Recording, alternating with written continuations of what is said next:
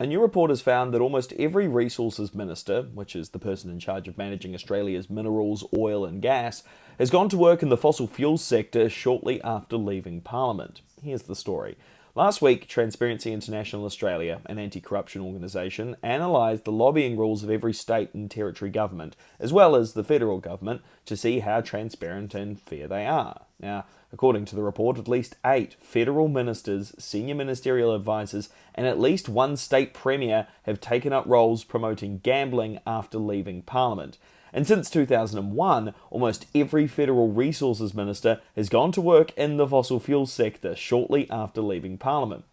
Governments were scored on whether they had certain lobbying rules or not. The points were added up and converted to a score out of 100. The Northern Territory got a score of 8.3 out of 100, which I think deserves its own video, but it was followed closely behind by both the ACT and federal governments, with a score of 17. There are about 727 lobbyists registered in Canberra. That's more than triple the number of politicians in Parliament.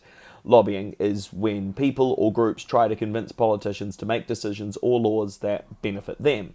And who's keeping an eye on all of this anyway? Well, the federal government doesn't have a dedicated watchdog, unlike Victoria, Queensland, Tasmania, New South Wales, and the ACT, who do. Instead, the Commonwealth has no independent regulator to keep tabs on or enforce the rules, which would, for example, make sure former federal ministers wait 18 months before lobbying, like they're supposed to.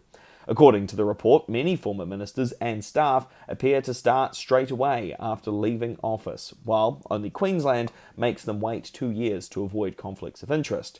So, what should happen? Well, Transparency International Australia wants to see former politicians, senior staffers and public servants wait a minimum of 3 years before taking roles related to their previous jobs. The report also suggests an expansion of the lobbyist register, so it includes people working inside corporations, and requires lobbyists to declare who they meet. And finally, the creation of an independent body to enforce standards and codes of conduct for both parliamentarians and lobbyists, with sanctions and fines for breaches. Senator David Pocock has previously voiced his concerns over the country's lobbyist industry, saying there are still 2,000 people with all access passes in Canberra, and we have no idea who they are, who they're meeting with, and what they're meeting about.